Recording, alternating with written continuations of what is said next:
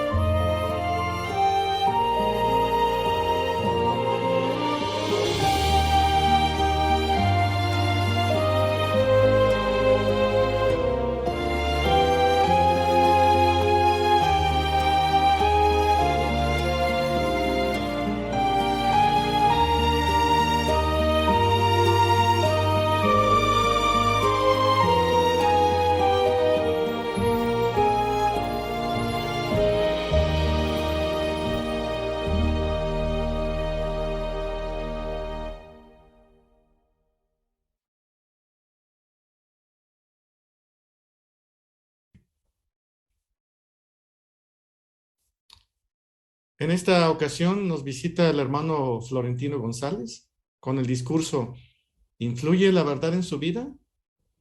Hermano González, lo escuchamos.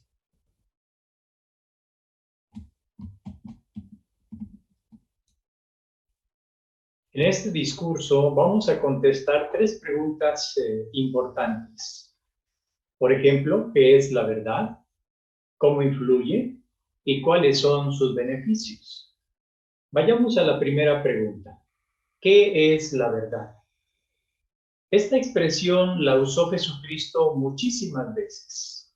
Vamos a citar un ejemplo. Por favor, abra la Biblia en el libro de Juan, en el capítulo 17. Es una de las muchas veces que Jesús usó la expresión la verdad.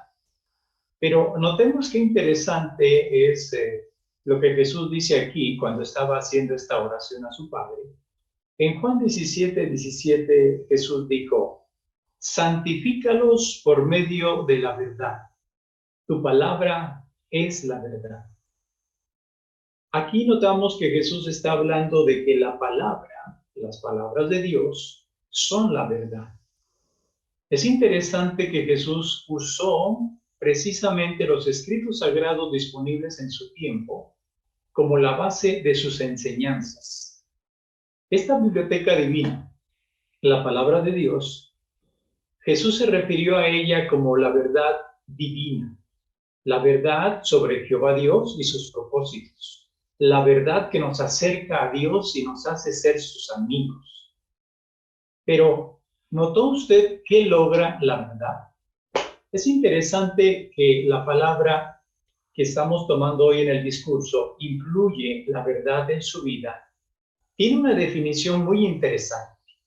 Según un diccionario, esta palabra se define como ejercer autoridad, predominio o fuerza moral en alguien de modo que actúe o que sea de manera distinta.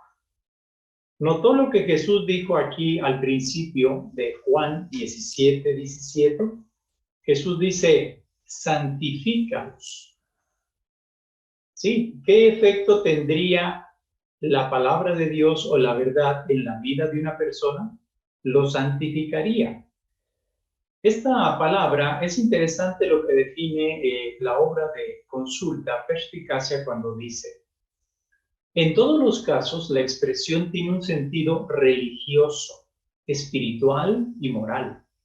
Puede denotar el librarse de cualquier cosa que le desagrada a Jehová o que es malo a sus ojos. Y noten cómo en verdad la palabra de Dios, la verdad de la Biblia, tiene un efecto poderoso en nosotros. Es interesante que cuando una persona empieza a aprender de Dios, también empieza a permitir la influencia de la palabra de Dios y empieza a hacer cambios maravillosos. Se dedica a Dios y entonces llega a formar parte del pueblo de Jehová. Vean de qué manera tan hermosa describe la atalaya del 15 de noviembre de 2008 todo este progreso y cómo la verdad influye positivamente en una persona. Cito de la atalaya al decir, cuando una persona se bautiza, es como una figura de madera a medio tallar. Aunque la figura ya ha adquirido su forma básica, el artesano debe seguir tallándola hasta terminarla. Debe seguir trabajando en los detalles hasta que luzca hermosa. De igual modo, la persona que se ha bautizado ya cuenta con las cualidades básicas de un siervo de Dios. No obstante, la nueva personalidad apenas está empezando a desarrollarse. Hay que seguir haciendo cambios para afinar. Pero, ¿cómo puede una persona realmente permitir que la verdad siga influyendo en ella? Jesús contestó esta pregunta, pero ahora leamos Juan capítulo 8 y veamos dos versículos que muestran qué logra la verdad en la vida de una persona. Juan 8:31 dice, si permanecen en mis enseñanzas, realmente son mis discípulos. Esta palabra permanecer nos deja claro que Jesús estaba diciendo que si queremos que la verdad influya en nosotros, necesitamos cumplir con esta condición. ¿Cuál? Permanecer en las enseñanzas de Cristo. De modo que cuando aceptamos la palabra de Dios, la Biblia, como la única fuente de la verdad y la máxima autoridad en cuestión de creencias y normas de conducta, empieza a influir positivamente en uno. Y tal como un radio debe estar sincronizado o sintonizado con la antena receptora para recibir una buena señal, el cristiano también debe a todo tiempo sintonizar su vida a las normas bíblicas. Pero ¿es esto la generalidad?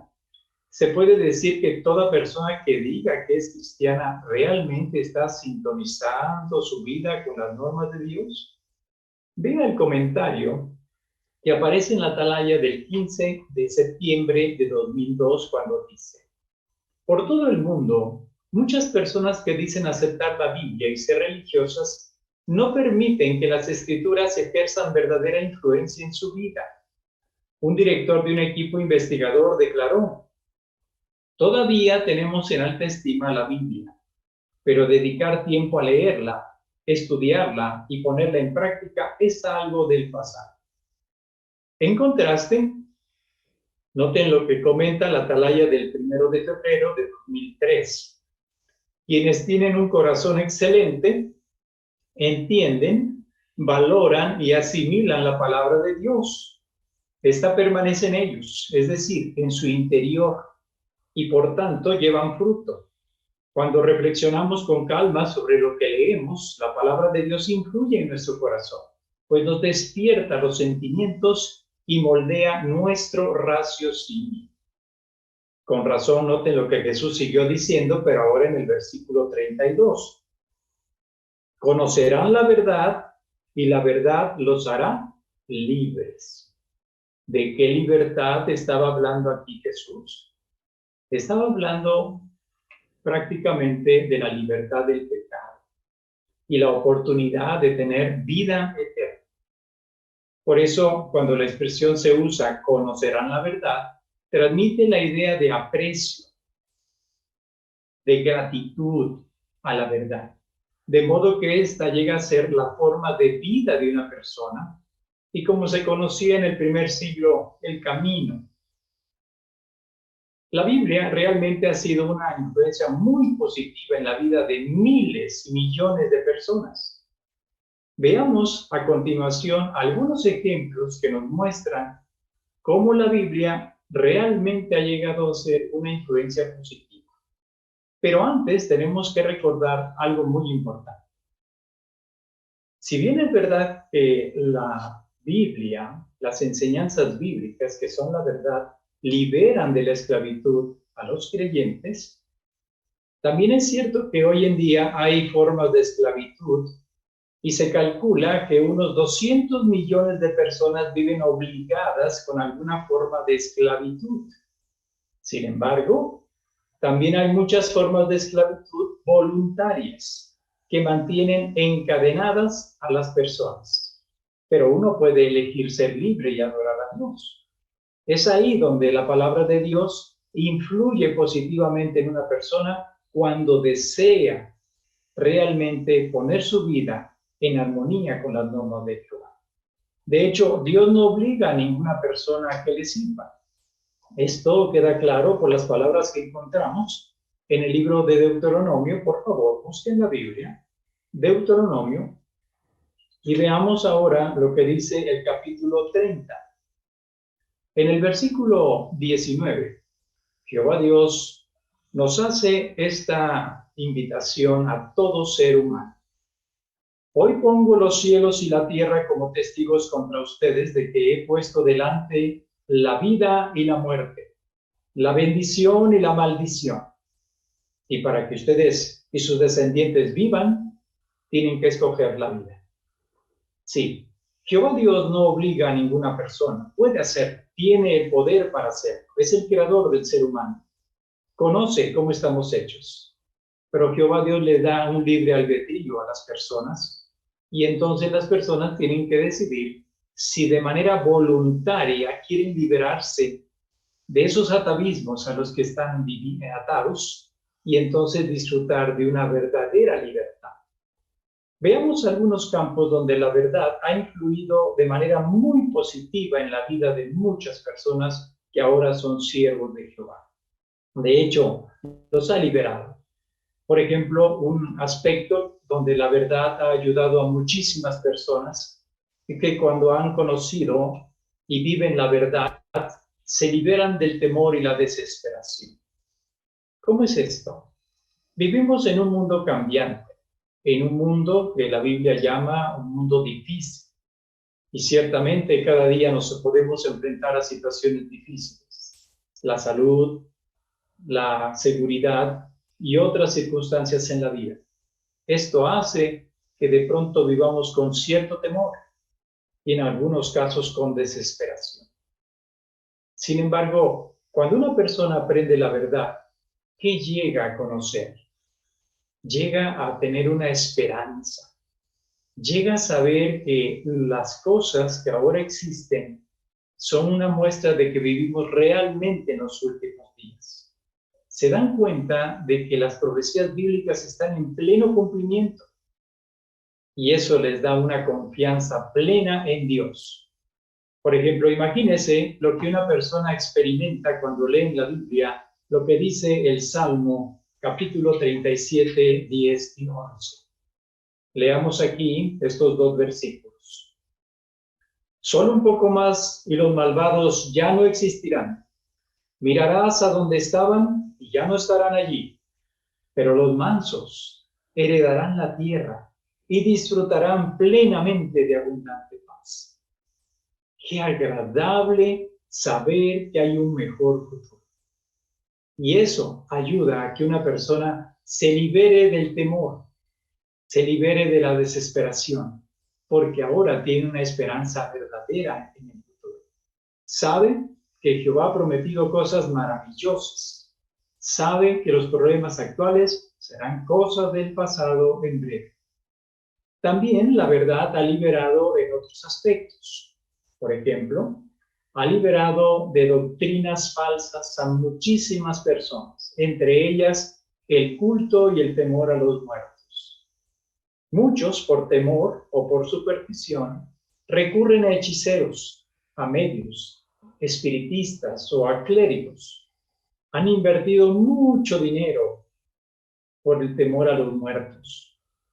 Se les ha enseñado que cuando una persona muere, inmediatamente pasa a la región de los espíritus. De modo que las personas tienen que pagar plegarias, oraciones, servicios religiosos a favor de sus muertos. Han invertido mucho dinero y tiempo. Sin embargo, al conocer la verdad, han sido liberados de esta situación. Por ejemplo, la verdad que la Biblia enseña es que los muertos no pueden hacer daño, que los muertos no sufren, no están en un purgatorio, no están en un infierno, más bien los muertos duermen y tienen una maravillosa esperanza. ¿Se puede imaginar lo que siente una persona cuando lee en la Biblia lo que dice el libro de Eclesiastés, capítulo 9, versículos 5 y 6? Note lo que dice esta parte de la Biblia. Porque los vivos saben que morirán, pero los muertos no saben nada en absoluto, ni reciben más recompensa, ya que todo recuerdo suyo ha caído en el olvido. Además, ya han desaparecido su amor, su odio, sus celos, y ya no participan en nada de lo que se hace bajo el sol. Qué animador es saber que los muertos en realidad están inconscientes. No andan penando, no andan sufriendo, no andan perdidos. Están durmiendo, dice la Biblia. Estas verdades han liberado a muchísimas personas, como a Fernando, que comenta la atalaya del 1 de marzo de 2001. Fernando, quien en un tiempo practicó el espiritismo, dice: aprender que hay una vida eterna fue un alivio enorme. Me asustaba la idea de que mis padres o yo mismo muriéramos. La verdad liberó a Fernando de su temor al mundo de los espíritus y al pretendido más allá. Hay también otra forma de esclavitud que son las adicciones. Las adicciones al alcohol, al tabaco, a las drogas. Estas mantienen esclavizadas a millones de personas de manera voluntaria. Sin embargo, cuando una persona empieza a conocer la verdad de Dios, llega a aprender que en realidad Dios desea que en realidad tengamos un cuerpo limpio. Llega a aprender que Jehová no espera que contaminemos y maltratemos nuestro cuerpo. Las personas llegan a aprender y se sorprenden cuando leen, por ejemplo, lo que dice 2 Corintios capítulo 7. Busquemos en la Biblia este texto de la Biblia tan interesante. 2 Corintios capítulo 7 y vayamos al versículo 1. Noten lo que dice esta parte de la Biblia. Por lo tanto, amados, ya que tenemos estas promesas, limpiémonos de todo lo que contamina el cuerpo y el espíritu, perfeccionando nuestra santidad con el temor de Dios. Cuando una persona empieza a aprender de Dios, se da cuenta de que Dios desea que ella limpie su cuerpo, que no lo contamine. Se da cuenta de que sus adicciones en realidad no están de acuerdo con la voluntad de Dios. Como se le ha santificado, como se le ha apartado para un propósito honroso, la persona ahora empieza a hacer cambios en su vida. ¿Son fáciles? No, no siempre es fácil. Por ejemplo, ¿qué logra el alcohol en la vida de una persona? Noten lo que comenta la atalaya del 1 de diciembre de 2004 sobre el alcohol. Los excesos en las bebidas alcohólicas nos exponen a innumerables peligros, tanto de orden físico como espiritual. Entre las enfermedades que causan se encuentra la cirrosis hepática, la hepatitis alcohólica y alteraciones neuronales como el delirio alcohólico agudo. Asimismo, con el tiempo pueden producir cáncer, diabetes y algunas afecciones del corazón y del estómago. Es obvio que el abuso del alcohol no armoniza con la norma bíblica de 2 Corintios 7:1. Hablando, por ejemplo, del tabaco, la atalaya del 1 de junio de 2014 hace el siguiente comentario. El tabaco contiene una de las sustancias más adictivas que existen, la nicotina, que puede actuar como estimulante o como depresivo. Cuando alguien fuma, la nicotina llega al cerebro de manera rápida y repetida. Con cada inhalación se absorbe una dosis completa, así que la persona que fuma una cajetilla diaria recibe unas 200 dosis, más que con cualquier otra droga. Esta frecuencia convierte a la nicotina en una sustancia excepcionalmente adictiva. Una vez que el fumador se envicia, experimenta síntomas de abstinencia cada vez que su cuerpo necesita nicotina y no la recibe. No es fácil que una persona cambie sus hábitos. Por ejemplo, Mario, que vive en Europa, se cita en la atalaya del 1 de junio de 2009, era un hombre muy violento que fumaba y vendía marihuana. En cierta ocasión, cuando un policía le confiscó la droga, él se enfureció tanto que lo atacó y le destrozó el vehículo. Además, no tenía trabajo y vivía asfixiado por las deudas. Al darse cuenta de que no podría resolver por sí solo sus problemas, aceptó estudiar la Biblia. Poco a poco empezó a cuidar más de su aspecto. Dejó de consumir y vender drogas y aprendió a controlar su genio. Su cambio fue tan radical que quienes lo conocían de antes no podían creer lo que veían. Algunos lo paraban por la calle y le preguntaban: Mario, ¿de verdad eres tú? Como notamos, ciertamente estas personas que antes tenían adicciones muy fuertes hacia el alcohol, hacia el tabaco, hacia las drogas, han podido hacer cambios muy significativos. Por ejemplo, algunos quizás han tenido que dejar el tabaco por razones de salud. Otros quizás de alguna forma por una autoayuda que quizás reciben o algún tratamiento. Sin embargo, estas personas comprobaron que la verdad realmente influyó en sus vidas, pero les dio una esperanza y un propósito en la vida. La verdad los acercó a Dios y tuvieron la fuerza para hacer cambios significativos de fondo, desde el corazón, y así ahora disfrutan de una mejor vida. También la verdad ciertamente ha producido cambios muy significativos en otras personas. Por ejemplo, algunas que inmediatamente estallaban en cólera, en habla injuriosa y deliberadamente violaban la ley. Sin embargo, cuando empezaron a aprender la verdad, encontraron textos como el siguiente. Vamos a buscar un texto muy interesante que es la Carta a los Efesios, capítulo 4. Veamos los versículos 31 y 32. Cuando una persona empieza a estudiar, llega a aprender que Dios quiere una forma de vida diferente, no violenta, no usar habla injuriosa, habla que realmente daña a una persona. El texto dice: líbrense de toda amargura o amargo rencor, furia, ira, gritería y palabras hirientes, y también de toda maldad. Más bien sean bondadosos unos con otros.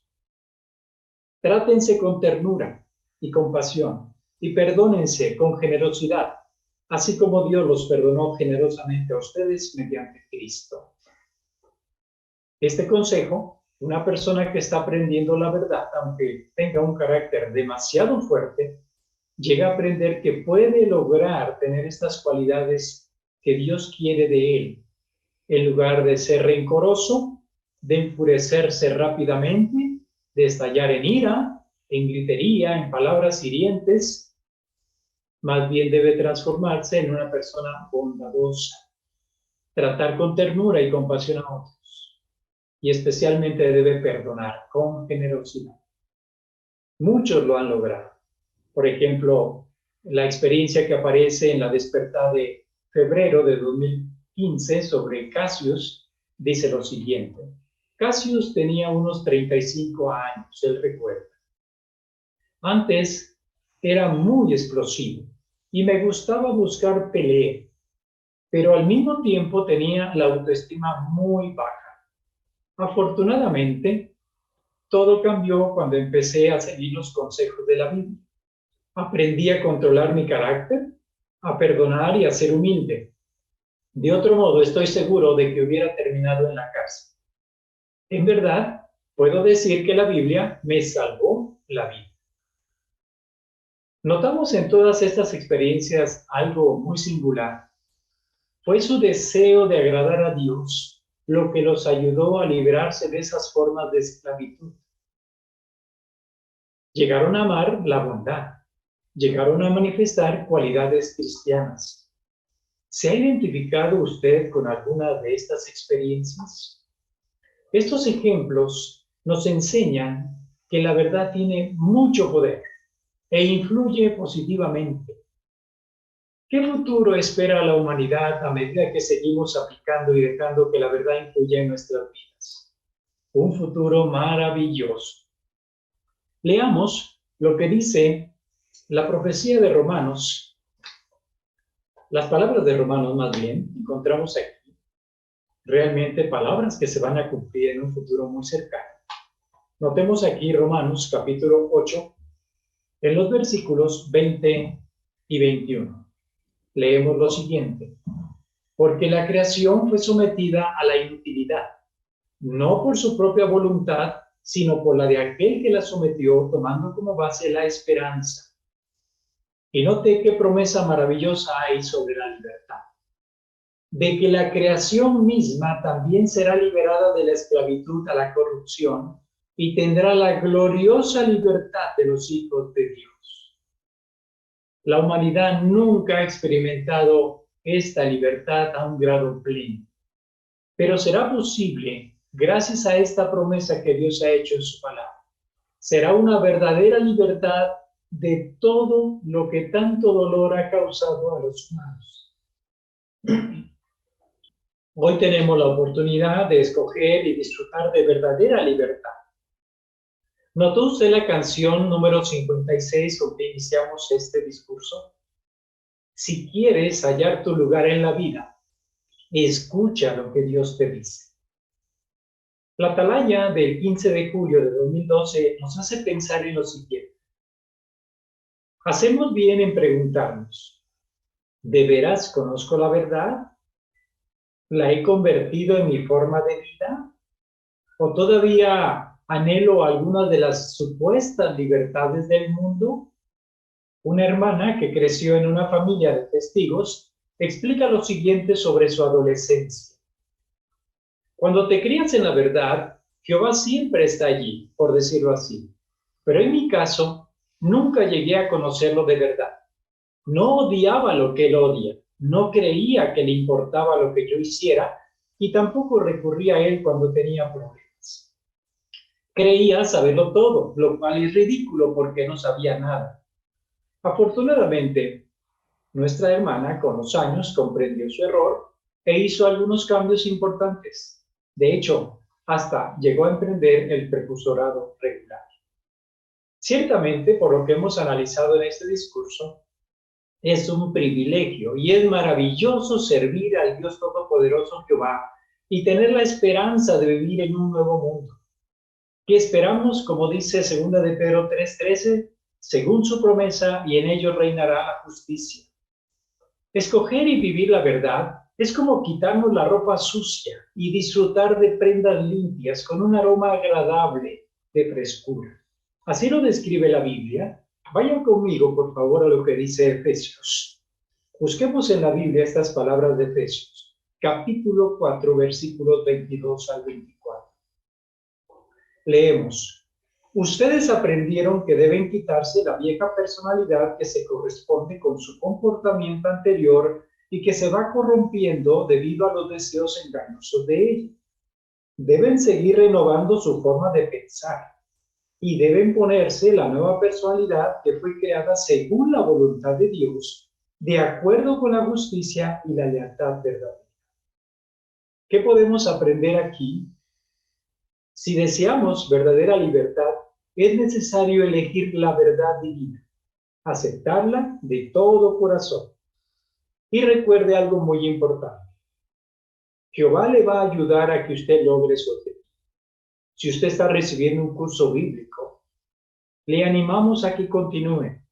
Si ha hecho algunos cambios, lo felicitamos. ¿Notó lo que dice aquí la parte que leímos de Efesios 4, 22 al 24? Dice aquí que nosotros hemos aprendido que debemos quitarnos la vieja personalidad. Y usted lo ha aprendido al estudiar la Biblia. Ha aprendido que es necesario hacer cambios, quitarnos esa ropa sucia. Y ahora, como dice aquí, debemos ponernos una nueva personalidad, unas nuevas prendas de vestir. Recordemos que esta se va renovando en su forma de pensar. ¿Qué motivaba sus acciones antes? Su forma de pensar. ¿Qué debe hacer ahora? Tiene que borrar esas formas de pensar y escribir nuevos patrones de pensamiento que lo van a guiar toda su vida. Y así, al tener esta nueva personalidad, de acuerdo con la justicia y la lealtad verdadera, usted entonces seguirá permitiendo que la verdad influya en su vida. Ciertamente, si deseamos verdadera libertad, es necesario elegir la verdad divina. Queremos aceptarla y vivir la verdad todos los días. Recuerde, Jehová nunca pedirá más de lo que podemos dar o hacer. Si nos esforzamos por vivir en armonía con la verdad, Él nos asegura en el Salmo 5, 11 y 12. Leamos estas palabras tan interesantes donde Jehová nos asegura que contaremos con su ayuda siempre. Note lo que dice el Salmo 5, ahora el versículo 11 y 12. Ahí leemos lo siguiente. Salmo, capítulo 5, en los versículos 11 y 12. Pero todos los que se refugian en ti estarán felices, siempre gritarán de alegría. Tú los protegerás, y los que aman tu nombre se alegrarán gracias a ti, porque tú bendecirás a los justos, oh Jehová, los cubrirás con tu aprobación como con un gran escudo. Jehová le ayudará a que usted logre todos los cambios y que sea libre de verdad, pero también contará con el amor de la congregación, con el amor de un maestro o maestra que actualmente le está ayudando para que usted logre sus objetivos. ¿Qué hemos aprendido en este discurso? 3 puntos muy interesantes. Primero, aprendimos que la verdad divina está en la Biblia. Segundo, para que la verdad influya en nosotros, debemos vivir la verdad. Y tercero, la verdad seguirá influyendo en nosotros si escuchamos siempre la voz de Jehová y de Jesús. Por lo tanto, cada uno de nosotros como cristianos, ya sea que lleve muchos años en la verdad o que esté empezando a estudiar, debe permitir que la verdad realmente opere en nuestro corazón, funcione en nuestro corazón. Escuchemos la voz de Jehová constantemente, aplicándonos al estudio de la palabra de Dios, reuniéndonos regularmente con quienes adoran a Jehová y prestemos atención a la información que se expone en las reuniones cristianas. Practiquemos lo que aprendamos. Sigamos poniéndolo por obra. De esta manera, todos nosotros sentiremos cómo cada día la verdad influye en nuestra vida. Agradecemos a Jehová. También damos gracias al hermano González por este discurso. A continuación, damos paso al estudio del Atalaya de esta semana. Como conductor es el hermano Daniel Penagos y lector en esta ocasión es Salomón Aranda. Qué alegría vernos de nuevo para el estudio de la revista La Atalaya. Vamos a dar inicio cantando la canción 36. Cuidemos nuestro corazón. Canción 36.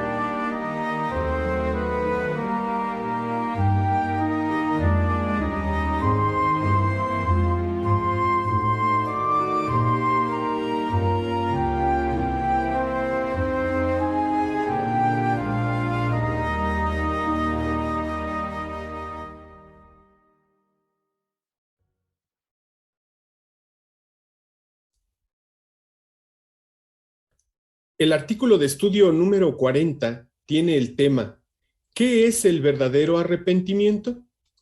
El texto base para esta consideración es Lucas 5:32, que menciona: he venido a llamar a pecadores para que se arrepientan.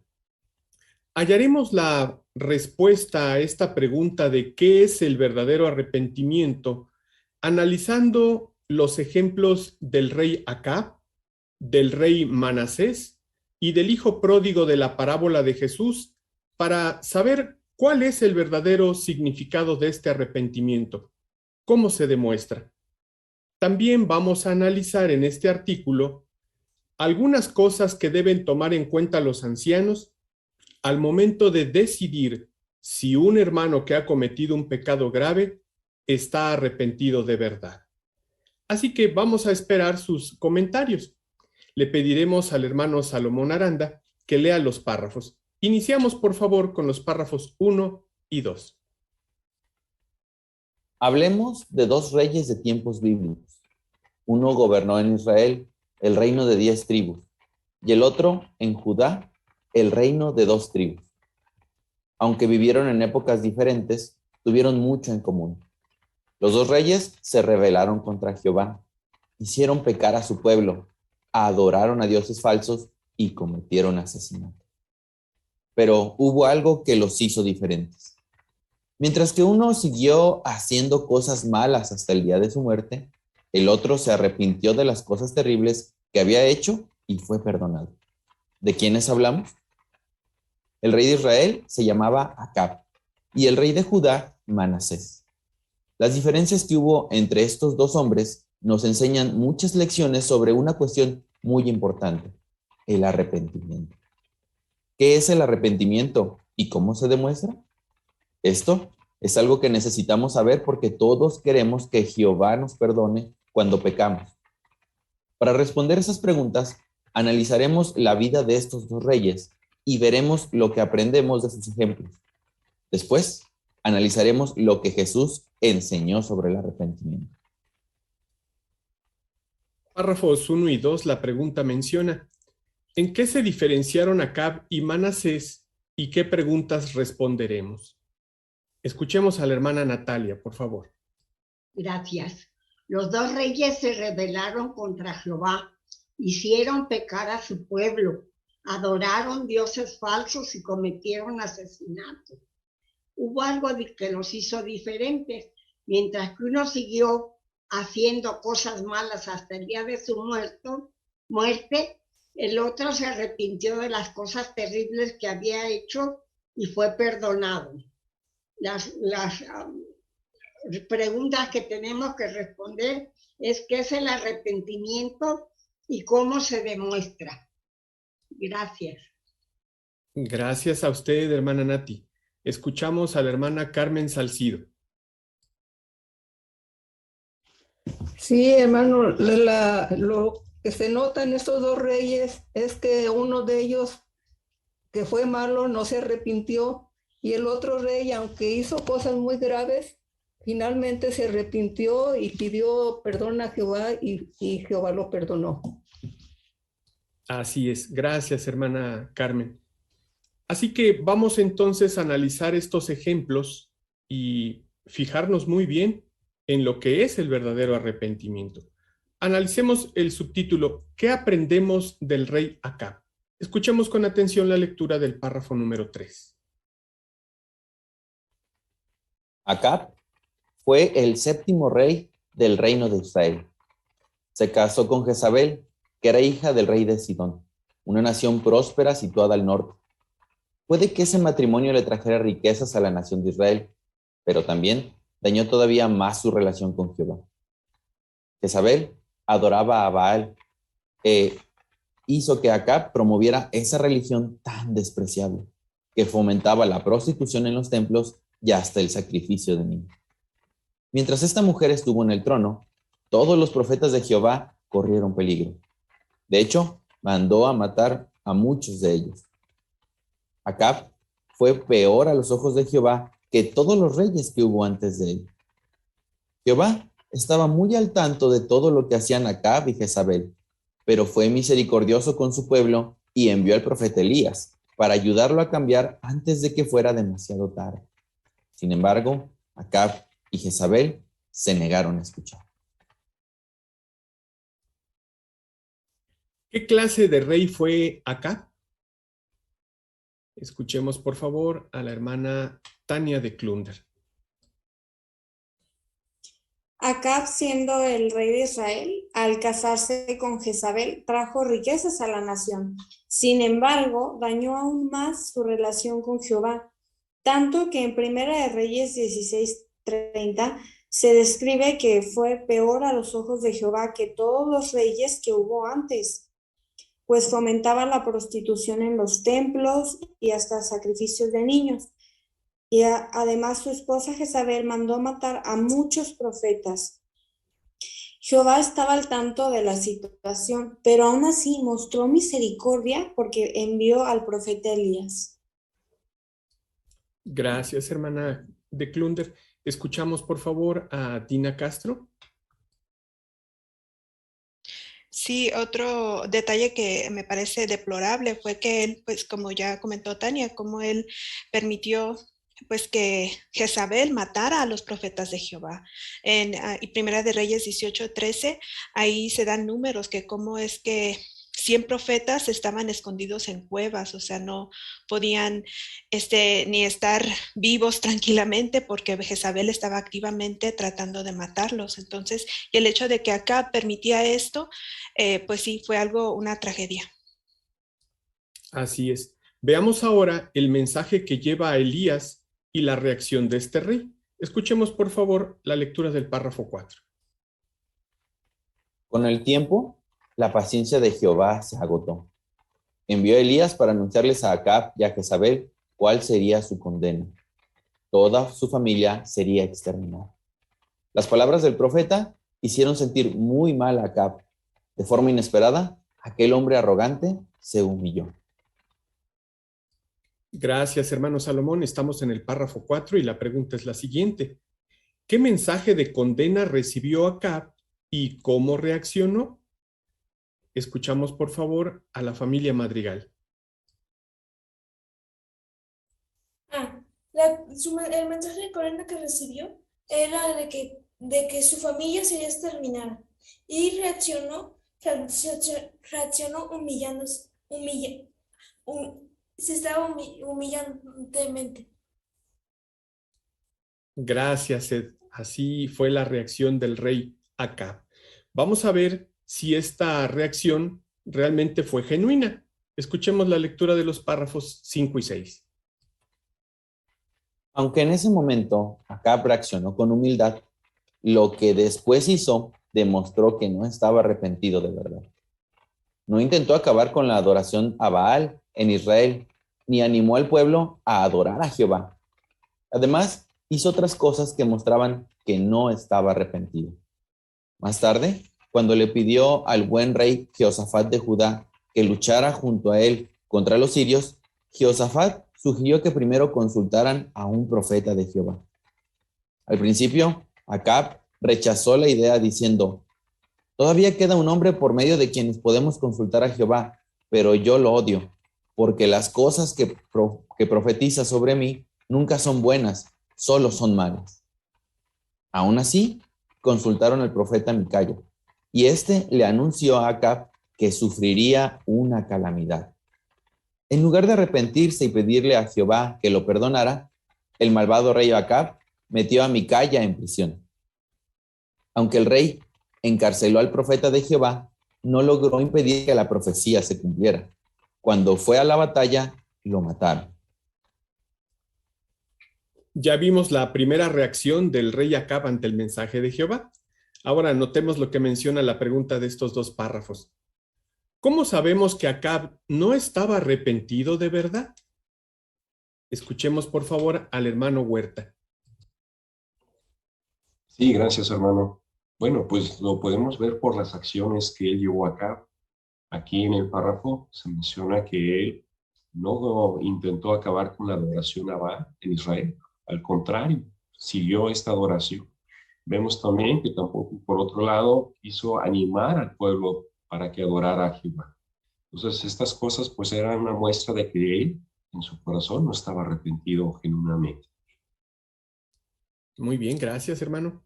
Escuchamos, por favor, a la hermana Edith de Cruz. Algo más que demostró que no estaba arrepentido es que cuando le pidió al buen rey Jehoshafat de Judá que lucharan juntos en contra de los sirios, Jehoshafat sugirió que primero consultaran a un profeta de Jehová. Pero Acab al principio no estuvo de acuerdo con esta idea. De hecho, comentó que él odiaba a este profeta. Bueno, después de eso finalmente aceptó que lo consultaran, pero el profeta Micaya le anunció a Acab que sufriría una calamidad, que sería derrotado. Entonces, en lugar de arrepentirse y orarle a Jehová y pedirle que lo perdonara, este rey Acab era tan malvado que metió al profeta Micaya en prisión. Así que todo este derrotero, todo lo que hizo, pues demostró que en realidad no estaba arrepentido de corazón. Muy buen punto, así que esa era la situación, ¿verdad?, de este hombre. Analicemos, por favor, la imagen que corresponde a estos párrafos 5 y 6. Vamos a pedirle, por favor, a alguien del auditorio si nos puede leer la descripción de las imágenes que vemos allí. Vamos, por favor, a pedirle a la hermana Socorro de Mora. Sí, muy furioso, el rey Acab les ordena a sus guardias que metan en prisión al profeta Micaya. Gracias, hermana de Mora. Así que ahí estaba demostrando con sus acciones claramente el rey Acab que no estaba arrepentido de verdad.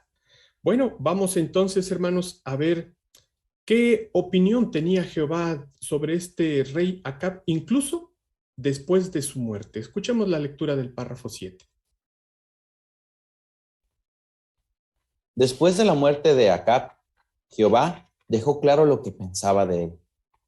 Cuando el buen rey Jehoshafat regresó sano y salvo a su casa, Jehová envió al profeta Jehú para que lo reprendiera por haberse aliado con Acab. Le dijo: ¿crees que está bien que ayudes a los malos y ames a los que odian a Jehová? Pensemos en esto. Si Acab se hubiera arrepentido de verdad, seguro que el profeta no lo habría incluido entre los malos y los que odian a Jehová. Así que está claro que, aunque Acab lamentó hasta cierto grado lo que había hecho, nunca se arrepintió del todo. Gracias, hermano Salomón. Estamos en el párrafo 7 y la pregunta es la siguiente. ¿Qué dijo Jehová sobre Acab después de su muerte? Vamos a escuchar, por favor, a la hermana Josefina de Cruz. Sí, Jehová se refirió a Acab como una persona mala y sobre todo que no amaba a Jehová. Gracias, hermana. Escuchamos, por favor, el comentario de la hermana Elizabeth Mezquita, por favor. Sí, claro. Como vimos en el párrafo anterior, cómo acá se muestra arrepentido, pero ese arrepentimiento no es un arrepentimiento real, ya que Jehová, por medio del profeta Jehú, dejó claro que Acab nunca se arrepintió de corazón y que siguió haciendo lo malo. Incluso lo que menciona es que odiaba a Jehová. Gracias, hermana Elizabeth. Así que ahí está el punto, ¿verdad? Nunca demostró arrepentimiento genuino. Ahora, ¿qué lección podemos nosotros aprender del ejemplo del rey Acab? Escuchemos con atención la lectura del párrafo 8. ¿Qué aprendemos del ejemplo de Acab? Cuando Elías le anunció el castigo que iba a sufrir a su familia, Acab al principio se humilló. Ese fue un buen primer paso, pero los pasos que dio después demostraron que no estaba arrepentido de corazón. Esto nos enseña que el verdadero arrepentimiento implica más que simplemente decir que nos sentimos mal por lo que hemos hecho. Veamos ahora otro ejemplo que nos ayudará a entenderlo. Párrafo 8, la pregunta es la siguiente. ¿Qué nos enseña el ejemplo de Acab sobre el arrepentimiento? Vamos, por favor, a escuchar ahí en la familia Lugo. Sí, notamos que en un principio él sí se humilló y fue, por decirlo así, un buen primer paso, pero después todo lo que hizo no demostró que se hubiera arrepentido. Entonces aquí aprendemos que el arrepentimiento no es solo decirlo, sino más bien que realmente se ha demostrado. Correcto, muy bien. Escuchamos, por favor, el comentario de la hermana Castro. Sí, también aprendo que no es nomás sentirse mal, porque los sentimientos pues son pasajeros. A veces nos sentimos de una manera y después no, pero que más bien tiene que ver con lo que decimos, como ya dijo la hermana Lugo, y también cómo actuamos. Ese es el punto. Bueno, ya hemos analizado el ejemplo del rey Acab. Ahora veamos el subtítulo. ¿Qué aprendemos del rey Manasés? Escuchemos la lectura del párrafo 9. Unos 200 años después, Manasés llegó a ser rey de Judá. Puede que sus pecados fueran peores que los de Acab. La Biblia dice que hizo a gran escala lo que estaba mal a los ojos de Jehová para provocarlo. Construyó altares a dioses falsos y hasta puso en el santo templo de Jehová una imagen tallada de un poste sagrado, probablemente un símbolo del culto al sexo. Usó la adivinación y practicó magia y hechicería. También derramó muchísima sangre inocente. Asesinó a muchas personas e incluso a sus propios hijos los quemó en el fuego como sacrificios a dioses falsos. Recuerde, estamos ahora analizando el ejemplo del rey Manasés. Dice la pregunta del párrafo 9. ¿Qué clase de rey fue Manasés? Escuchemos, por favor, a la hermana de Orsuna. Gracias, hermano. Pues lamentablemente Manasés cometió pecados peores a los de Acab. Entre ellos, bueno, la Biblia dice que todos fueron a gran escala. Construyó altares a dioses falsos. Dentro del templo de Jehová, él hizo un poste tallado. Además usó la adivinación, practicó la magia, la hechicería, derramó muchísima sangre, incluso a sus propios hijos los quemó en el fuego como sacrificio a dioses falsos. Gracias, hermana Betty. Escuchamos, por favor, al hermano Abel Orsuna. Y respecto de este acto detestable del sacrificio a los hijos, la revista Atalaya del 1 de octubre tenía un artículo en el que mencionaba que esta era, en ese entonces, la evidencia más fuerte de alguien por invocar bendiciones de otros dioses. Qué detestable era. Así que tuvo un derrotero inicuo, ¿verdad? Este rey Manasés. Bueno, pero veamos qué disciplina recibe de parte de Jehová. Escuchemos la lectura del párrafo 10. Igual que Acab, Manasés se negó a hacer caso a las advertencias que Jehová le dio mediante sus profetas. Finalmente, Jehová hizo que los jefes del ejército del rey de Asiria vinieran contra ellos, es decir, contra Judá. Capturaron a Manasés con garfios, lo sujetaron con 2 grilletes de cobre y se lo llevaron a Babilonia. Parece ser que mientras estuvo cautivo allí, reflexionó en lo que había hecho. Estuvo humillándose profundamente delante del Dios de sus antepasados, pero hizo algo más. Le suplicó a Jehová su Dios y le siguió orando. Aquel hombre malvado estaba cambiando. Empezó a ver a Jehová como su Dios y le oró una y otra vez. Gracias, Salomón. Párrafo 10, la pregunta es la siguiente.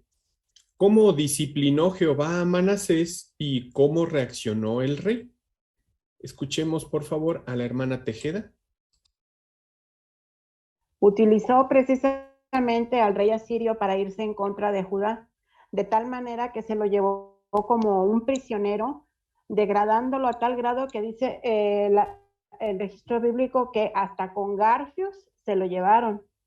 Grilletes, o sea, fue una manera muy humillante para controlarlo y degradarlo como un rey vencido. De esa manera lo disciplina Jehová. Gracias, hermana. ¿Y cómo reaccionó el rey? Escuchemos al hermano Gilberto Cruz, por favor. El registro bíblico dice que él, durante ese momento de prisión, él se humilló a Jehová, estuvo profundamente delante de Jehová, pidiéndole que lo perdonara, y sin duda esas súplicas que le hizo a Jehová, sinceras, demostraron que estaba realmente arrepentido. Correcto. Y notamos cómo se recalcan 2 palabras clave en este asunto de la reacción. Usted la puede ver ahí en el párrafo en negritas. ¿Cuáles son estas expresiones? Escuchamos a la hermana Blanca Trejo, por favor. A ver si estoy bien, porque lo tengo anotado. Le suplicó a Jehová Dios y siguió orándole a él, de tal modo que este hombre malvado empieza a ver a Jehová como su Dios. Así es. Y nos falta una que es, estuvo humillándose. Ahí está la clave en negritas en ese párrafo 10. Muy bien, así que ahí está la primera reacción del rey Manasés, pero ¿cómo demostraría que su arrepentimiento era genuino? Escuchemos la lectura del párrafo 11. Con el tiempo, Jehová respondió las oraciones de Manasés. Vio que su corazón había cambiado y eso se reflejó en sus oraciones. Jehová se sintió conmovido por su ruego y lo devolvió a su reinado. Manasés se esforzó al máximo por demostrar que su arrepentimiento era sincero. Hizo lo que Acab no hizo nunca.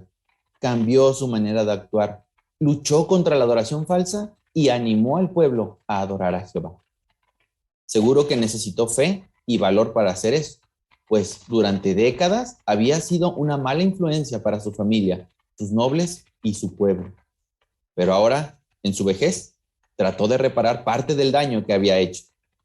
Es probable que fuera una buena influencia para su nietecito Josías, que más tarde llegó a ser un rey muy bueno. Antes de plantear la pregunta, vamos a usar la Biblia, hermanos. Los invito, por favor, a que busquen segundo libro de las Crónicas, capítulo 33, versículos 15 y 16. Segundo libro de las Crónicas, 33, 15 y 16. Vamos, por favor, a pedirle a la hermana Marta Laura que nos lea. Gracias. Entonces quitó los dioses extranjeros y la imagen ídolo de la casa de Jehová, así como todos los altares que había construido en la montaña de la casa de Jehová y en Jerusalén, y mandó arrojarlos fuera de la ciudad. Además, preparó el altar de Jehová y empezó a ofrecer en él sacrificios de paz y sacrificios de agradecimiento. Y le dijo a Judá que sirviera a Jehová, el Dios de Israel. Muchas gracias, hermana Marta Laura. Planteamos entonces la pregunta de este párrafo. ¿Cómo demostró Manasés que su arrepentimiento era sincero? Escuchemos, por favor, a la hermana Mariana Tejeda.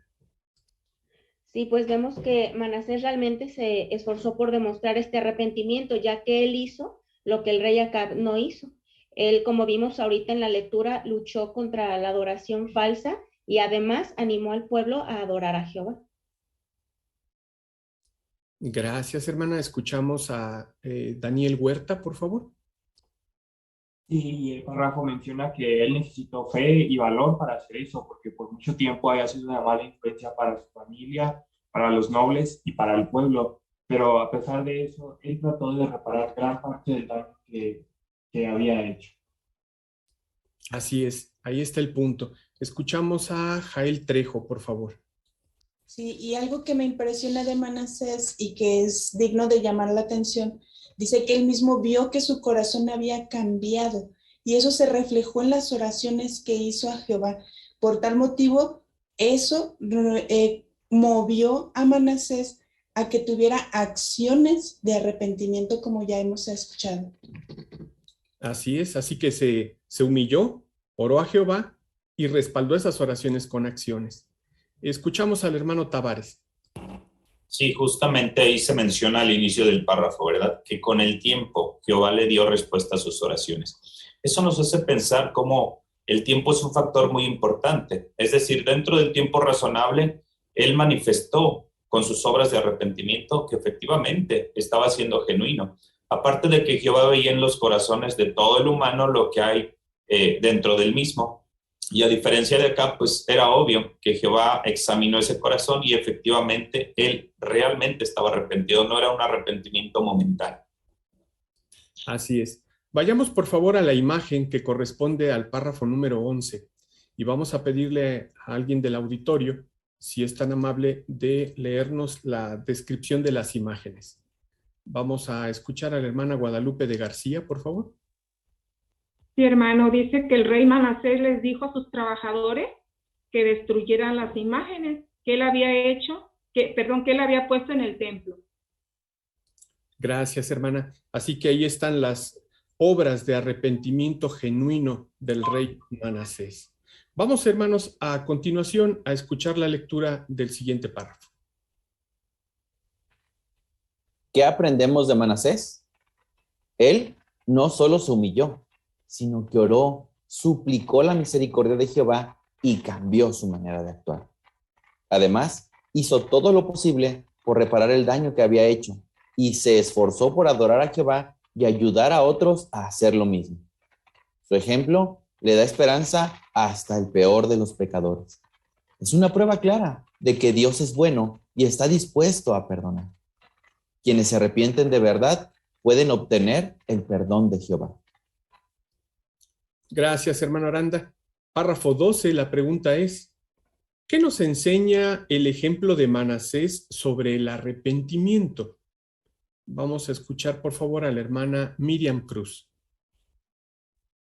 Sí, que en el caso de cuando uno se siente que necesita arrepentirse, en el caso de Manasés, dice que él no solo se humilló, sino que oró, suplicó la misericordia de Jehová, y ya lo hemos visto que así fue en los textos anteriores.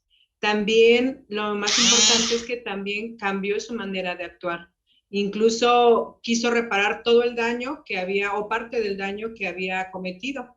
Entonces, estamos seguros de que Jehová perdona siempre y cuando haya ese arrepentimiento sincero. Salmo 86:5 dice que Jehová está dispuesto a perdonarnos siempre y cuando haya ese arrepentimiento. Gracias, hermana. Escuchamos al hermano Martínez, por favor. Sí, hermano, gracias. Entonces nos podemos dar cuenta de que estas 5 cosas que hizo Manasés demostraron que él quería no solo arreglar el daño que había hecho, sino también arreglar su relación con Jehová. Ese cambio de actitud, su amor por Jehová, se demostró por lo que hizo y Jehová le demostró que aceptaba su arrepentimiento.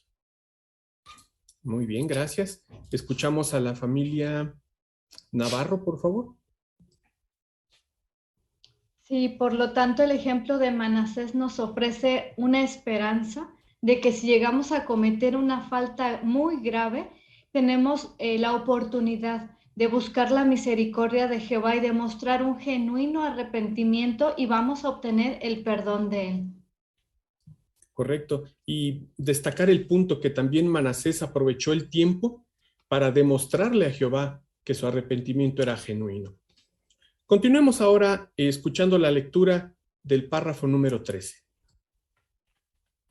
Como hemos visto, Manasés hizo más que simplemente lamentarse por sus pecados.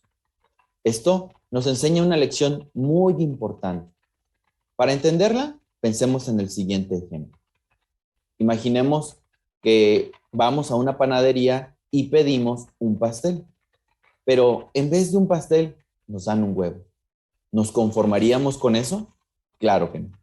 ¿Y si el panadero se justificara diciendo que el huevo es un ingrediente importante del pastel? Aún así, no nos bastaría. De manera parecida, Jehová le pide a quien comete un pecado que se arrepienta de verdad.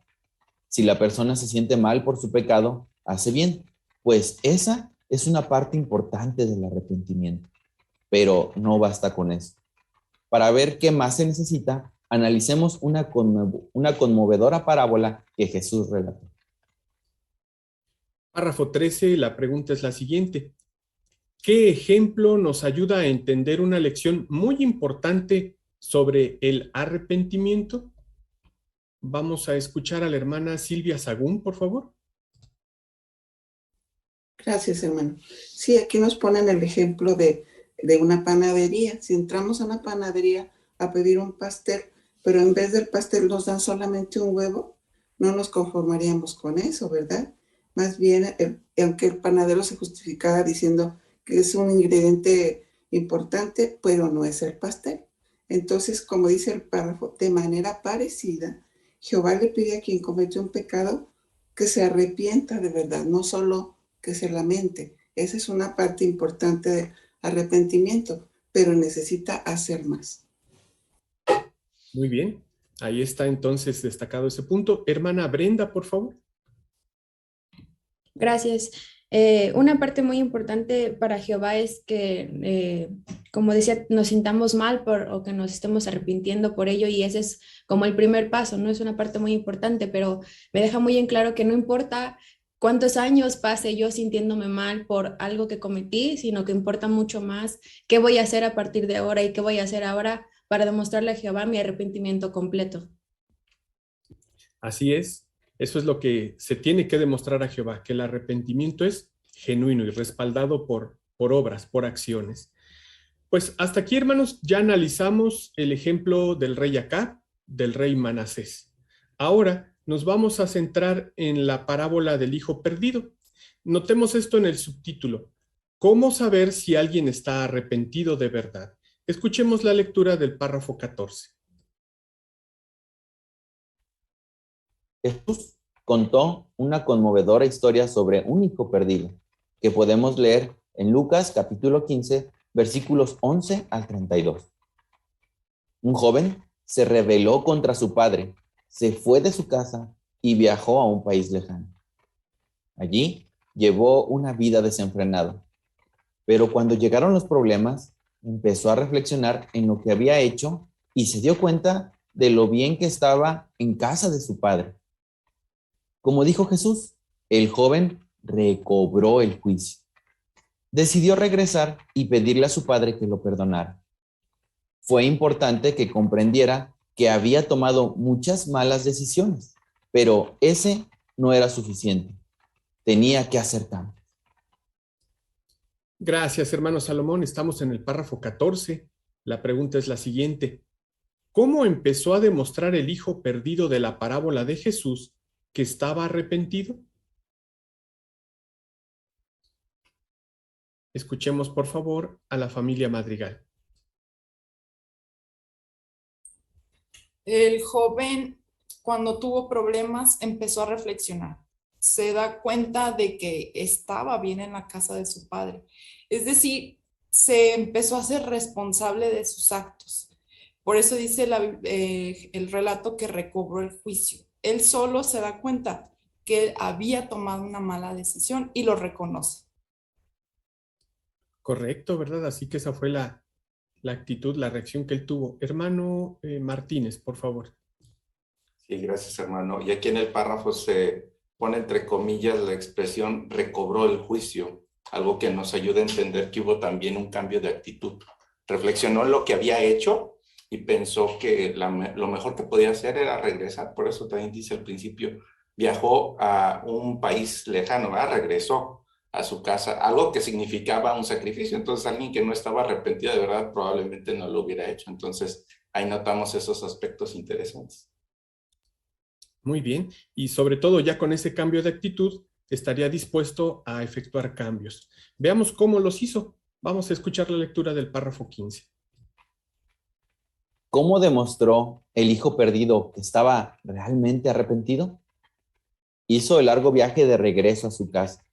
Cuando llegó y se encontró con su padre, le dijo, he pecado contra el cielo y contra ti.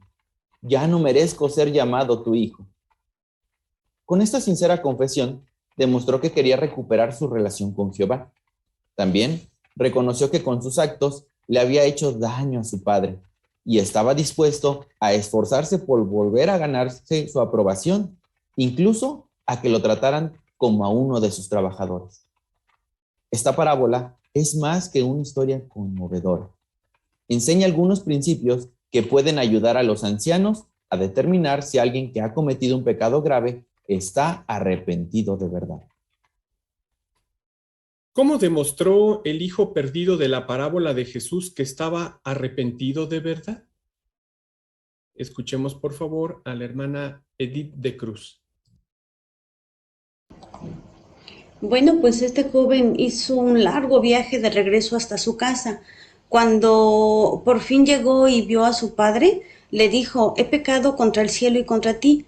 Ya no merezco ser llamado tu hijo. Así que con esta sincera confesión demostró que quería recuperar su relación con Jehová, pero también que reconoció que con sus acciones había hecho daño a su padre y estaba dispuesto a hacer todo lo posible por volver a ganarse su aprobación. Incluso en Lucas 15:19 este joven le dice al padre que no lo trate como su hijo, que lo ponga o que lo trate como uno de sus trabajadores.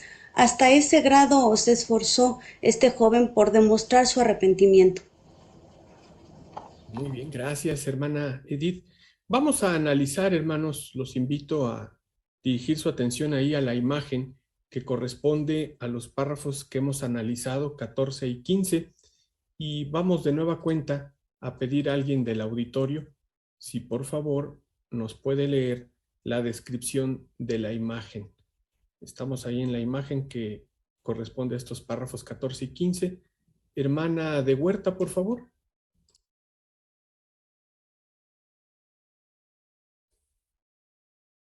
Dice, agotado tras un largo viaje, el hijo perdido siente un gran alivio cuando por fin ve su casa en la distancia. Muchas gracias.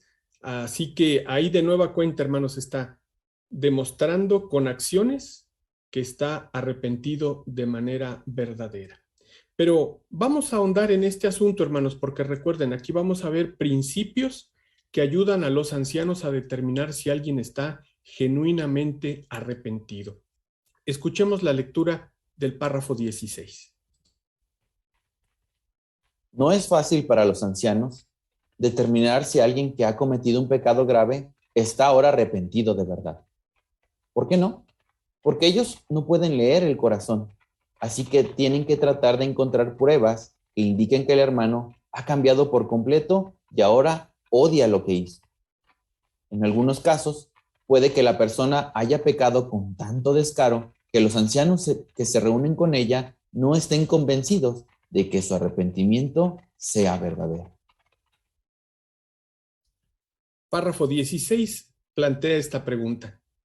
¿Por qué no es fácil para los ancianos determinar si alguien se ha arrepentido de verdad? Vamos a escuchar, por favor, ahí a la familia de Elvira.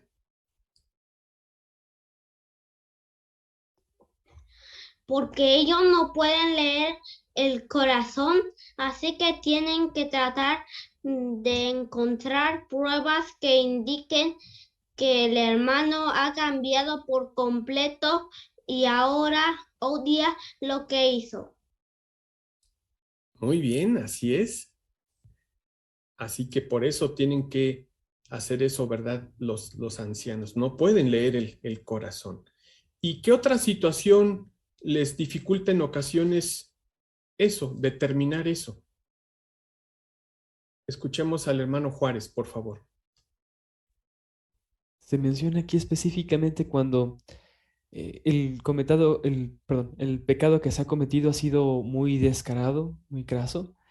Los ancianos tienen que ver muy bien la situación, porque al reunirse tienen que ver ese arrepentimiento, entonces depende de muchas circunstancias, no es algo fácil. Correcto, así que ahí está el punto. Hermano Cruz, por favor. Sí, es cierto todo lo que se ha comentado y lo que dice nuestra organización en el párrafo número 16.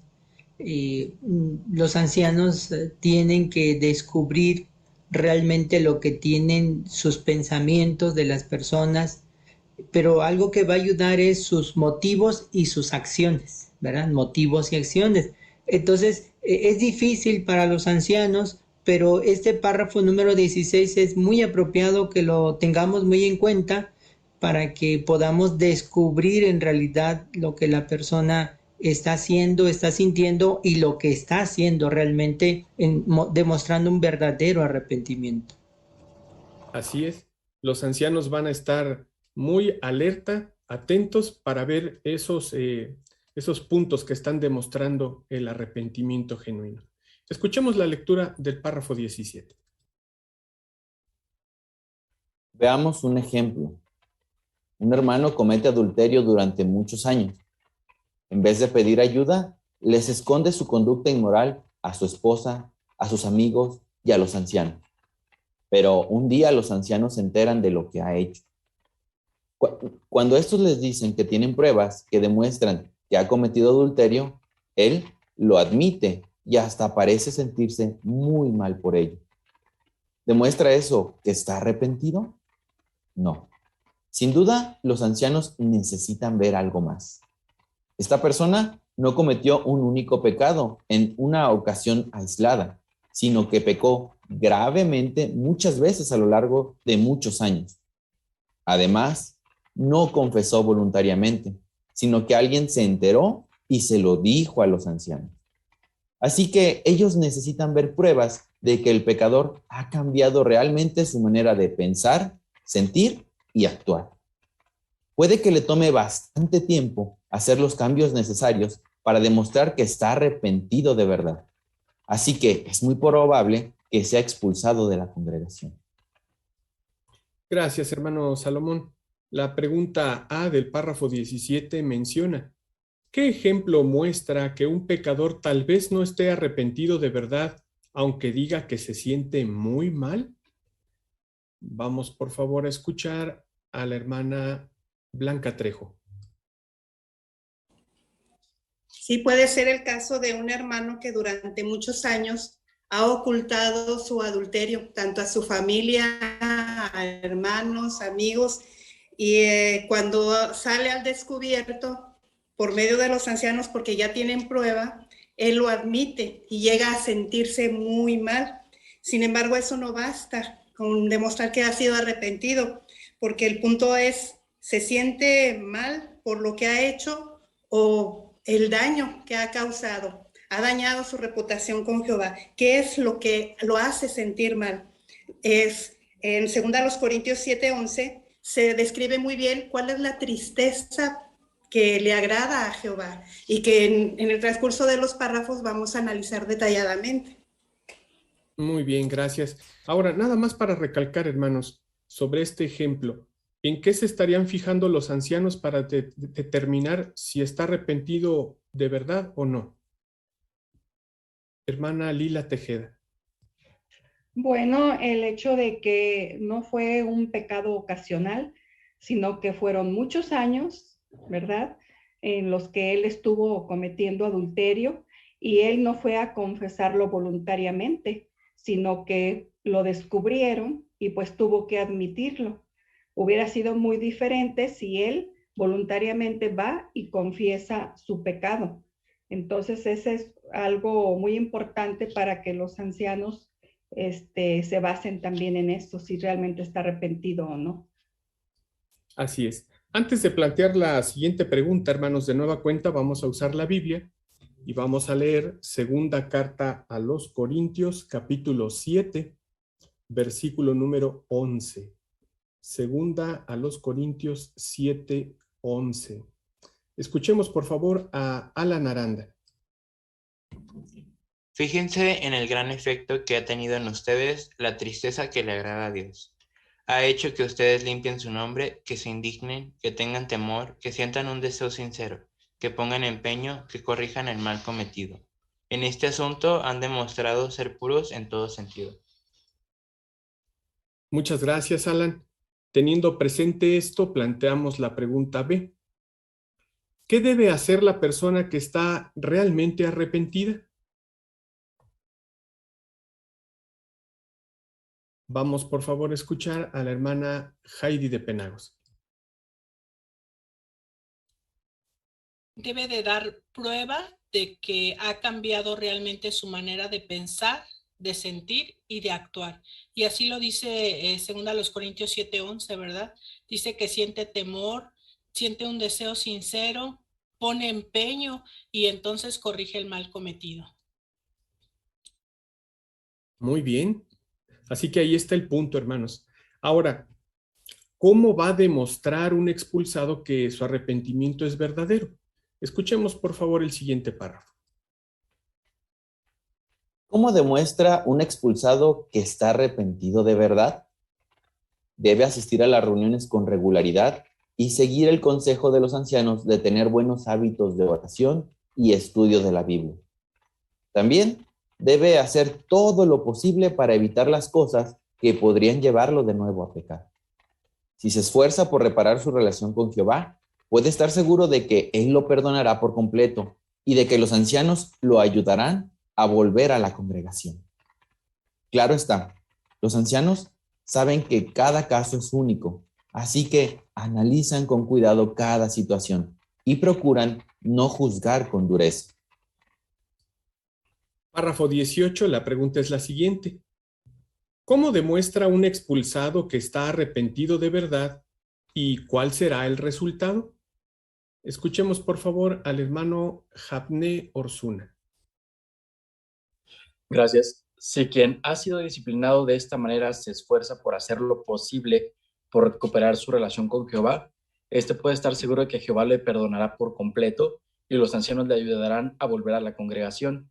además de asistir a las reuniones, debe seguir el consejo que los ancianos pues le han dado anteriormente. Muy bien, gracias. ¿Qué otras cosas tiene que hacer para demostrar su arrepentimiento? Escuchamos, por favor, al hermano Alejandro Madrigal.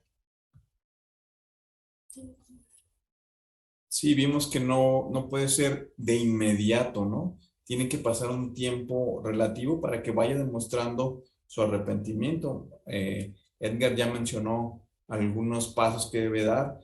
Otro es, pues, evitar ponerse en la tentación de nueva cuenta, ¿no? Evitar seguir haciendo las cosas que lo llevaron a pecar. Y tiene que ser un esfuerzo constante, tiene que seguir cultivando esa relación con Jehová. Eso es lo más importante, estar orando, estar estudiando, estar meditando en lo que lo hizo llegar a cometer ese pecado. Entonces, ahí es cuando los ancianos con mucho tacto y cariño van a estar viendo todas estas acciones, todos estos cuestiones que está haciendo que su arrepentimiento sea sincero. Y obviamente, pues, Jehová a los ancianos los ha capacitado para que juzguen con amor, no con dureza. Muy bien, así que ahí está el punto. Vamos al párrafo número 19, por favor. Como hemos visto, el pecador que está arrepentido de verdad no solo tiene que decir que se siente muy mal por lo que ha hecho, también tiene que cambiar su manera de pensar y de sentir y demostrarlo con hechos. Debe abandonar su mala conducta y volver a obedecer las normas de Jehová. Para él, lo más importante debe ser recuperar su buena relación con Jehová. Vamos de nueva cuenta, hermanos, por favor, a usar la Biblia. Busquen Ezequiel 33, los versículos 14 al 16. Ezequiel 33, 14 al 16. Vamos a escuchar, por favor, al hermano Diego Mendívil. Dice, y si yo le digo al malvado, sin falta morirás, pero él abandona su pecado y hace lo que es justo y recto, devuelve lo que ha tomado como garantía y también devuelve lo que robó, y anda en los estatutos de la vida al no hacer lo que está mal, sin duda seguirá vivo, no morirá. No se le tendrá en cuenta ninguno de los pecados que cometió. Por hacer lo que es justo y recto, sin duda seguirá vivo. Muchas gracias, hermano Diego. Planteamos la pregunta del párrafo 19. ¿Qué tiene que hacer el pecador que está arrepentido de verdad? Escuchemos, por favor, a la hermana Valle. Sí, podemos ver que en realidad lo que involucra un arrepentimiento genuino de parte de esta persona, pues es un cambio de pensamiento y también de conducta. No solamente lágrimas o palabras demuestran arrepentimiento, sino acciones decididas. Muy bien, gracias. Escuchamos, por favor, a la hermana de Orsuna. Y dentro de esas acciones que tiene que, pues, esforzarse mucho por hacer, tiene que ser el abandonar esa mala conducta y además volver a obedecer las normas de Jehová. Correcto, porque como menciona al final el párrafo 19, ¿cuál es su objetivo? ¿Cuál es el objetivo que tiene esta persona? Vamos a escuchar, por favor, a la hermana Mariana. Sí, es recuperar su buena relación con Jehová. Muy bien. Hasta aquí, hermanos, entonces hemos derivado lecciones muy claras de los ejemplos del rey Acab, del rey Manasés y del hijo pródigo. Pero ahora, ¿qué podemos hacer nosotros en la congregación para ayudar a estos pecadores? Prestemos atención ahora en el subtítulo. Ayudemos a los pecadores a arrepentirse. Escuchemos la lectura de los párrafos 20 y 21. Jesús explicó cuál era una parte importante de su ministerio al decir, he venido a llamar a pecadores para que se arrepientan. Ese también debe ser nuestro deseo. Entonces, ¿Qué debemos hacer si nos enteramos de que un amigo nuestro ha cometido un pecado grave? Si tratamos de ocultar su pecado, lo único que lograremos es hacerle daño a nuestro amigo. De todos modos, eso no va a servir de nada, pues Jehová lo ve todo. Podemos ayudar a nuestro amigo diciéndole que los ancianos quieren ayudar. Y si no quiere confesárselo, debemos hablar nosotros con ellos. Así demostraremos que de verdad queremos ayudarlo. Su amistad con Jehová está en juego. Párrafos 20 y 21. ¿Cómo podemos ayudar a alguien que ha cometido un pecado grave? Escuchemos al hermano Jabné Orsuna, por favor. Gracias. En Proverbios 28:13 dice, al que esconde sus pecados no le irá bien, pero al que los confiesa y los abandona, se les mostrará misericordia. Podemos ayudar nosotros a nuestro amigo comentándole que los ancianos quieren ayudarlo, al igual que Jehová mismo quiere que recupere su amistad con él. Así es, así podemos darles esa ayuda.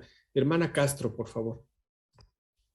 Sí, sabemos que en el mundo hay un punto de vista de las personas que acusan a otros de hacer mal, y pues ese punto de vista es muy negativo, siempre pues se ve muy mal, pero en el punto de vista bíblico es totalmente diferente, se ve como una bondad, porque sabemos que Jehová es un Dios justo. Por ejemplo, Proverbios 5, 21 y 22 habla de cómo es que Jehová lo ve todo. Entonces, uno como amigo hablar con los ancianos, eso también demuestra pues que de veras los queremos y que tenemos confianza de que Jehová les va a mostrar misericordia. Así es, el amor nos va a motivar a ayudarlos. Escuchamos al hermano Flores, por favor. Y también hay que tener en cuenta que Jehová lo ve todo. Todo lo que hacemos está expuesto ante sus ojos. Aún así, si nosotros quisiéramos proteger a un amigo, pues tarde o temprano va a salir a la luz esta acción que hizo esta persona. Por eso es inútil que quedase callado. Correcto. Muy bien. Vamos a escuchar, por favor, la lectura del párrafo 22. Ahora bien, ¿y si alguien ha estado cometiendo un pecado grave durante mucho tiempo y los ancianos deciden expulsarlo? ¿Significa esto que no lo han tratado con misericordia? En el siguiente artículo analizaremos que Jehová disciplina con misericordia a los pecadores y cómo podemos seguir su ejemplo. Muchas gracias, hermano Salomón Aranda, por la lectura. Agradecemos mucho su apoyo. La pregunta de este último párrafo es la siguiente. ¿Qué analizaremos en el siguiente artículo? Escuchemos a Joan Huerta. Sí, en el siguiente artículo analizaremos que Jehová disciplina con misericordia a los pecadores y cómo podemos seguir su ejemplo. Correcto, muchas gracias, Joan. Así que, hermanos, hemos llegado al final de este artículo. Vamos al recuadro que respondería. La primera de estas tres preguntas es la siguiente. ¿Qué nos enseña el ejemplo del rey Acab sobre el arrepentimiento? ¿Qué recuerda usted? Hermana Mariana, por favor. Sí, el hecho de que el verdadero arrepentimiento implica más que simplemente decir que nos sentimos mal por lo que hicimos. El rey Acab, bueno, dice que pues se sentía mal, que ayunaba, que estaba en tela de saco, sin embargo no hizo nada que demostrara con hechos que realmente estaba arrepentido. Correcto, así que ahí está esa lección que nos da el ejemplo del rey Acab. Vamos a analizar la segunda pregunta de repaso. ¿Qué muestra que el rey Manasés estaba arrepentido de verdad? Hermana Brenda Orsuna, por favor. Que él no solo se humilló, él no se quedó en los sentimientos, sino que él oró, suplicó la misericordia de Jehová y además cambió su forma de actuar. Una vez más se nos recalca la importancia de las acciones y que él no se quedó con las ganas de querer hacer o de las ganas de cambiar, sino que él dice, hizo todo lo posible por reparar el daño que había hecho y se esforzó por adorar a Jehová. Gracias. ¿Y recuerdan qué nos enseña el Salmo 86:5 al respecto? ¿Qué espera Jehová? ¿Con qué? Hermano García, por favor. Su micrófono, hermano, por favor. Él nos va a perdonar siempre y cuando estemos verdaderamente arrepentidos. Gracias, hermano García. Vamos a la tercera y última pregunta de repaso. ¿Qué nos enseña sobre el arrepentimiento el hijo perdido de la parábola de Jesús? Escuchemos, por favor, a Patricia. Un punto que a mí me gustó mucho de este ejemplo fue el que él pensó y meditó en el dolor que le causó a su padre. Es lo mismo nosotros cuando si cometemos un pecado, es lo primero que tenemos que pensar, cómo nuestras acciones afectan los sentimientos de Jehová. Correcto, muy bien, gracias. Escuchamos, por favor, a la hermana Heidi. También el hijo pródigo tomó acción. Él regresó a su padre, lo cual indica que cuando alguien peca, tiene que ir a los ancianos y reconocer su pecado. El hijo pródigo también dijo, he pecado contra el cielo y contra de ti.